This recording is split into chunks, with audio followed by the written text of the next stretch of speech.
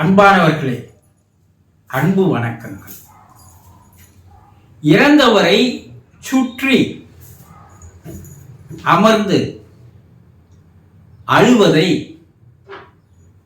இறந்தவரால் கேட்க முடியுமா என்று ஒரு அன்பர் கேள்வி கேட்டிருக்கிறார். ஒருவர் இறந்து போனால் அவருடைய குடும்பத்தினர் அனைவரும் அவருடைய உடலை சுற்றி அமர்ந்து கொண்டு கண்ணீர் விட்டு கதறி அழுகிறார்கள்.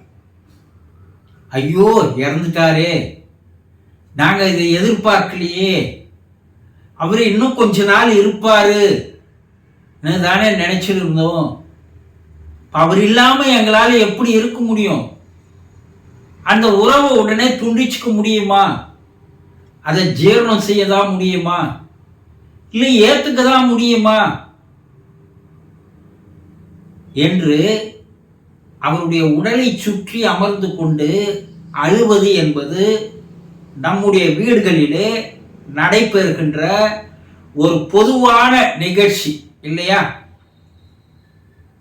அப்படி எல்லோரும் அமர்ந்து அழுகிறார்களே, அப்படி எல்லோரும் அமர்ந்து அழுகிற பொழுது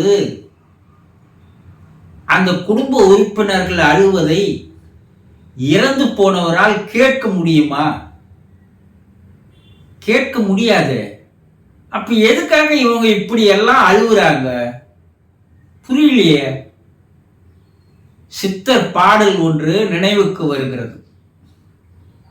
செத்த பிணத்தை சுற்றி அமர்ந்து கொண்டு சாக போகும் பிணங்கள் அழுகின்றன என்று பாடியிருப்பார். அது உண்மைதானே? யார் அழுகிறோமோ அவங்களும் ஒரு நாளைக்கு சாக தான் போறோம்.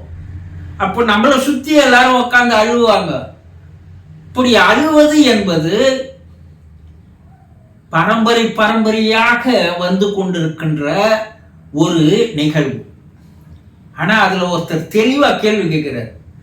அவர் தான் செத்துட்டாரு, நீ அழுதா என்ன சிரிச்சா என்ன? அது அவருக்கு என்ன கேட்கவா போகுது? ஏன் இப்படி உட்கார்ந்து அழுகுறாங்க தெரியலையே.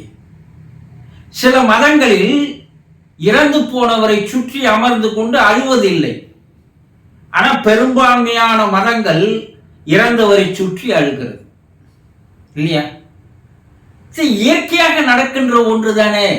ஒரு பிராணி இறந்து போனால், ஒரு நாய்க்குட்டி இறந்து போனால் அந்த தாய் நாய் அந்த நாய்க்குட்டியை சுற்றி சுற்றி வருகிறது. ஒரு தாய் நாய் இறந்து போனாலும் குட்டி நாய் சுற்றி சுற்றி வந்து அழுகிறது. விலங்கினங்கள் எல்லாமே அதே முறையில் தான் அழுகிறது. மனிதனும் அதை தான் பின்பற்றுகிறான். ஆனா இதுல தெரிந்து கொள்ளக்கூடிய ஒரு விஷயம் இருக்கிறது. இது தெரியாததுனால்தான் அவர் அந்த கேள்வி கேட்கிறாரு. அவர் செத்துட்டாரு, அவர் போய் அழுதா அவருக்கு எங்க கேட்க போகுது? காது கேட்க போதா? கண்ணு பார்க்க போதா? ஒன்றும் கிடையாது. அது பணம் தானே, சவம் தானே, சடலம் தானே, அதுக்கு ஒண்ணுமே இல்லையே. ஆனா நாம் ஒரு உடலோடு வாழ்பவர்கள் அல்ல. அதை முதல்ல தெரிஞ்சுக்கணும். நாம் 3 உடல்களை கொண்டவர்கள் மனிதர்கள். நாம் கண்ணால் பார்க்கின்ற உடல் ஒன்று, அதற்கு தூள உடல்னு பேரு. இந்த தூள உடலுக்குள்ளே கண்ணால பார்க்க முடியாத ஒரு உடல் இருக்கிறது, அதற்கு மன உடல்னு பேரு. அதற்குள்ளே ஒரு உடல் இருக்கிறது, அதற்கு ஆன்ம உடல்னு பேரு. இந்த கண்ணால் பார்க்கிற உடம்பை கண்ணால் பார்க்க முடியாத 2 உடம்பு தான் ஆட்டி படைத்துக் கொண்டு செயலாற்றி கொண்டு இருக்கிறது. இந்த உயிர் இல்லைன்னா மனம் இல்லை, மனம் இல்லைன்னா மனுஷன் இல்லை. ஆனா இறந்து போனது வெறும் சதையாலும் எலும்பாலும் நரம்பாலும் இரத்தத்தாலும் நீராலும் உருவாக்கப்பட்ட அன்னத்தால் சாப்பிட்டு சாப்பிட்டு பெருத்து போன இந்த உடம்பு தான் இறந்து போச்சே தவிர அதற்குள்ள இருக்கிற மன உடலும் ஆன்ம உடலும் இறக்கவில்லை. அது வெளியே நிற்குது. அது என்ன செய்யுதுன்னா, இந்த ஆன்ம உடல்னு சொல்றோம் பாருங்க, உயிர்னு சொல்றீங்களா, அது பேரு ஆன்மா, ஆத்மா, ஆவி, ஜீவன் பல பேர் விற்கலாம். அது அந்த இறந்து போன உடலுக்கு மேலே 8 அடி உயரத்தில் நின்று கொண்டு தன்னுடைய இறந்து போன உடலை சுற்றி அமர்ந்து அழுகின்ற உறவினர்களை பார்த்து அது பார்த்து கொண்டிருக்கிறது, அழுகையை கேட்டுக் கொண்டிருக்கிறது என்று ஆராய்ச்சிகள் இப்போது தெளிவாக கண்டுபிடித்து கூறியிருக்கிறார்கள். இன்னும் அட்வான்ஸா என்ன செய்துக்கிறாங்கன்னா, அந்த சூக்கும உடல் என்று சொல்கிறோம் இல்லையா, கண்ணால் பார்க்க முடியாத உடல்னு சொல்றோமே, அத கூட அட்வான்ஸான ஒரு கேமரா மூலமா அந்த உருவத்தை படம் பிடித்து காட்டியிருக்கிறார்கள்.